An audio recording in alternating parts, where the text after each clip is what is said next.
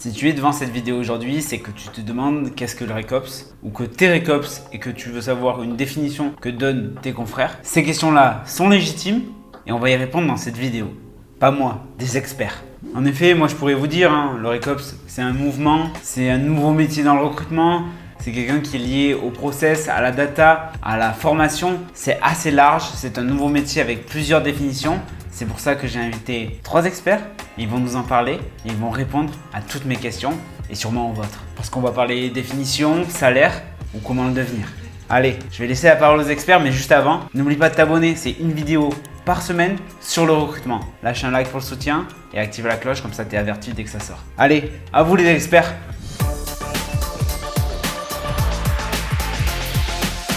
Alors, qu'est-ce qu'une équipe RECOPS ? Une équipe RECOPS, c'est la partie immergée de l'iceberg. C'est ce qu'on ne voit pas et qui fait tourner toute la machine du recrutement. Si on a une équipe RECOPS, ce sont les gens qui s'occupent des outils, de l'analytique, et les gens qui s'occupent du développement personnel à des recruteurs, des sourceurs, des coordinateurs, du marketing recrutement, de tous les gens qui font tourner la machine recrutement au quotidien, mais qui ne sont pas directement en contact avec les candidats. Pour moi, le RECOPS, le but du RECOPS, c'est de mettre les recruteurs dans des chaussons pour qu'ils aient rien d'autre à faire que leur métier, qui est rencontrer des candidats et recruter des personnes formidables pour leur entreprise. Et ça veut dire quoi ? Ça veut dire que le recruteur va s'occuper de tout ce qui est non-valeur ajoutée pour un recruteur, à savoir toutes les tâches administratives, essayer de retirer toutes les tâches administratives, essayer de killer tous les pain points dans les process, qu'ils aient accès à la bonne information au bon moment. Donc ça veut dire quoi ? Ça veut dire gérer tout ce qui va être outil pour le recrutement, donc les ATS par exemple. Ça va être la gestion de la data, donc mettre à disposition les données au bon moment aux bonnes personnes, mais aussi les process, tous les différents process que le recruteur a au cours de son métier, éventuellement aussi être conseiller au directeur du recrutement pour la constitution des équipes et l'évaluation des targets de recrutement, etc. Je tiens à préciser avant toute chose que je ne suis pas RECOPS, mais je suis en train de monter une agence de RECOPS.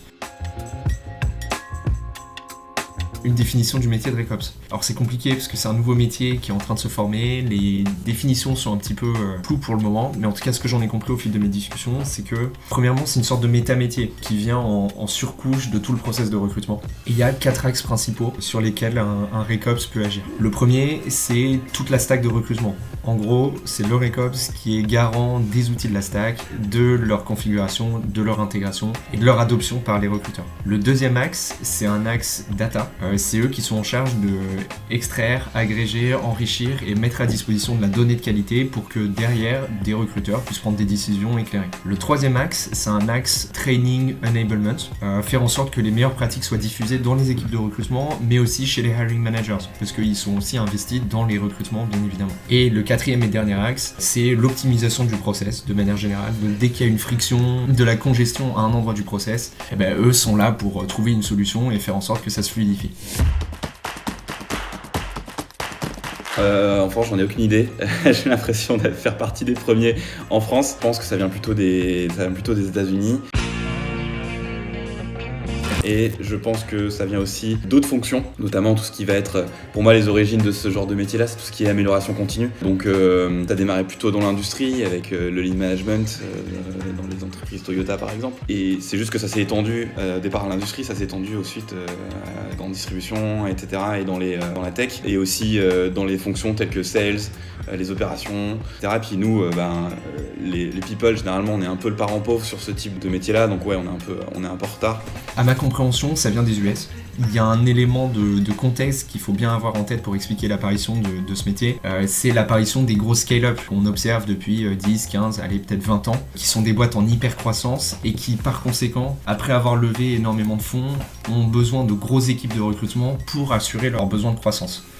Et en fait, quand on a des équipes de recrutement aussi énormes, avec beaucoup d'outils, etc., naturellement, il y a une entropie, une espèce de complexité qui croît en même temps que les effectifs, même avec le carré des effectifs. Et le RECOPS, lui, il est là pour gérer cette complexité d'une certaine manière.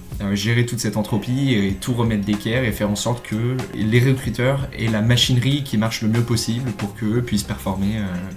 Alors, les origines du RECOPS remontent à la préhistoire.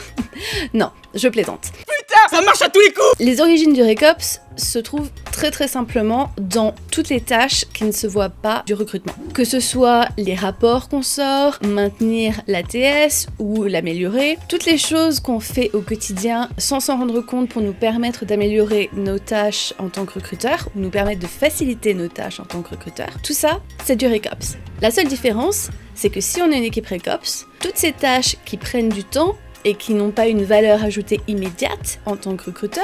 En tant que recruteur, on veut faire des placements si on est en agence, on veut faire des embauches si on est en interne. Quoi qu'il arrive, c'est ce qui est important, c'est le résultat final. D'après mes interlocuteurs, il y a une partie de gestion de projet, des projets au plus ou moins long cours, par exemple la migration d'un ATS à un autre ATS. Et ensuite, il y a une gestion, disons, plus quotidienne, qui est la gestion des doléances des recruteurs. Ça marche pas dans l'ATS ou sur tel outil, etc. Ça fait aussi partie de leur travail. Les tâches du quotidien sont variées, c'est le moins qu'on puisse dire. Selon ce qu'on va faire et ce dans quoi on se spécialise, la journée peut être un peu différente selon ce qu'on fait. En tant que RECOPS généraliste, il va y avoir deux parties. La première partie, ça va être la partie réactive. Il y a un problème. Généralement, LinkedIn ne fonctionne pas, l'ATS ne fonctionne pas, quelque chose ne se passe pas comme prévu et il faut résoudre le problème. Et la deuxième partie, c'est la partie proactive, toute la partie projet et toute la partie amélioration et montée en compétences des recruteurs, des sourceurs, des coordinateurs, etc. C'est un métier de couteau suisse, à vrai dire, et ça demande une grosse flexibilité et de pouvoir passer d'un projet de 6 mois à LinkedIn ne fonctionne pas, il faut nettoyer ton cache et tes cookies. Les tâches du quotidien, c'est d'essayer d'identifier tout ce qui embête le recruteur au jour le jour et de le killer avec une réponse soit outil, soit data, soit process, pour faire en sorte que tout leur process et tout leur métier se passe de manière extrêmement smooth. Et donc ça passe par faire des entretiens rencontrer les recruteurs, être très en contact avec les recruteurs. Ça passe aussi par des meetings avec les éditeurs de logiciels pour essayer de trouver les meilleurs outils pour les recruteurs, faire évoluer, etc. Mettre à disposition la donnée à partir de faire des reporting, automatiser des reporting pour que les équipes recrutement et aussi externes au recrutement aient accès à la bonne data au bon moment. Puis voilà, essayer d'orchestrer tous ces projets et de donner du rythme dans tous ces projets. Voilà. Alors, pour devenir RECOPS, on va à l'école. Non, c'est pas vrai. Sacré Hubert, you are so French. Toi aussi. La majorité des gens qui travaillent aujourd'hui dans le recrutement ne sont pas allés à l'école ou à l'université pour devenir recruteur, ou coordinateur, ou sourceur, ou recrutement marketing, ou employer branding. C'est généralement quelque chose qu'on n'apprend pas à l'école, c'est pas une voie de carrière qui existe comme ça, et c'est généralement un coup de chance, ou de malchance, au choix, qui nous fait arriver là. Le RECOPS, en soi, c'est un métier qui est très récent. Jusqu'à 2021, honnêtement, je ne voyais passer aucune offre de RECOPS en Irlande, là où je suis basée. Par contre, je voyais beaucoup de recruteurs, etc. Avant ça, j'avais travaillé dans des entreprises qui avaient des équipes RECOPS en interne. Elles étaient toutes basées aux États-Unis et c'était des gens qui étaient issus d'une mobilité interne et qu'on faisait venir dans cette équipe RECOPS.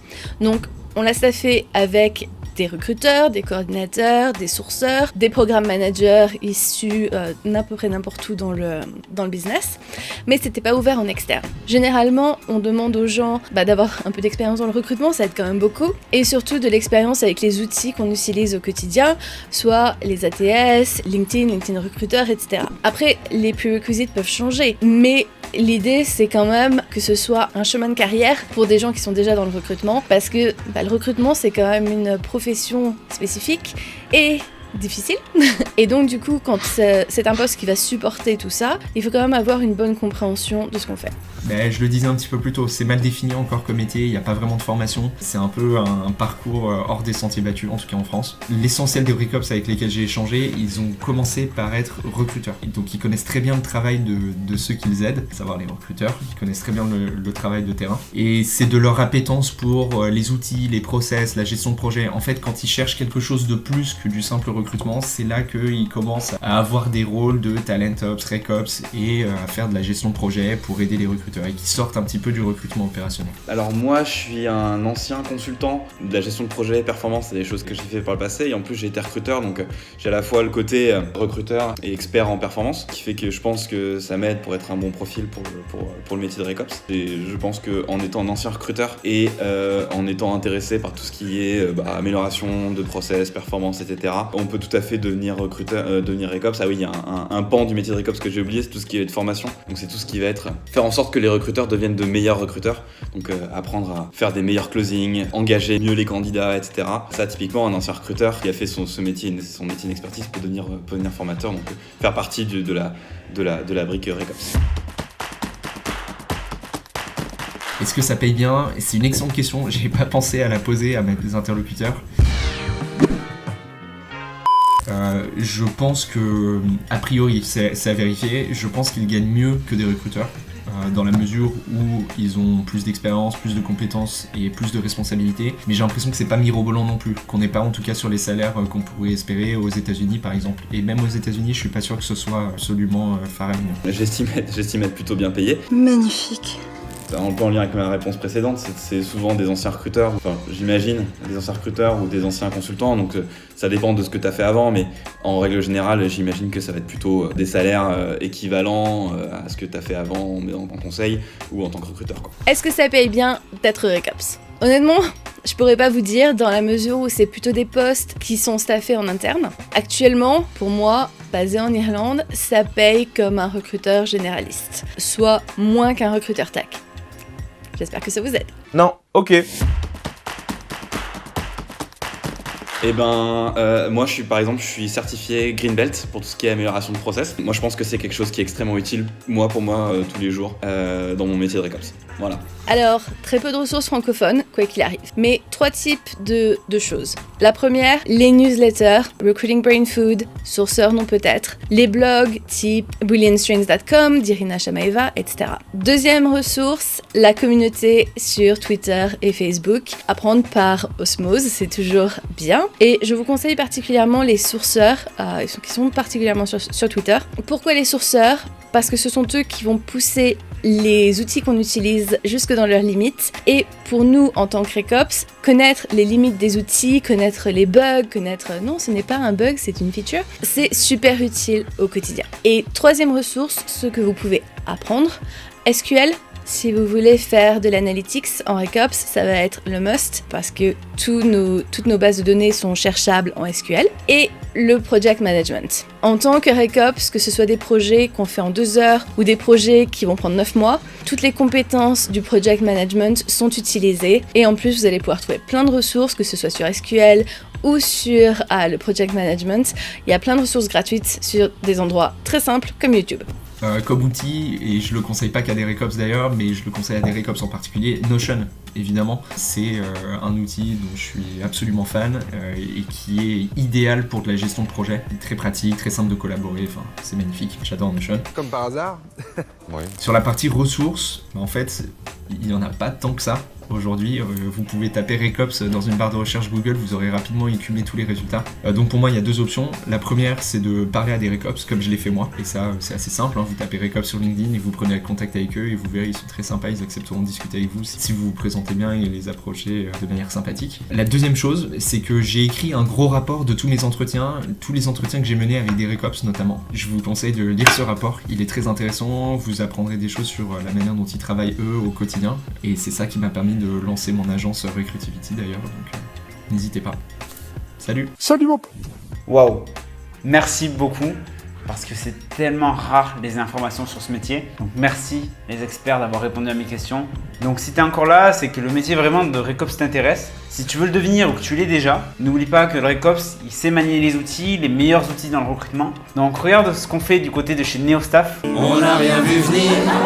On a un outil de sourcing pour les recruteurs qui les aide avec leur automatisation. Donc je te mets le lien pour prendre un rendez-vous avec mon collègue Antoine pour qu'il te montre toutes les fonctionnalités et ce qu'on peut proposer à ton entreprise. C'est le lien dans la description. Allez, merci, lâche ton like, abonne-toi, active la cloche. C'était Louis Dessus, alias La Grosse Moustache sur LinkedIn.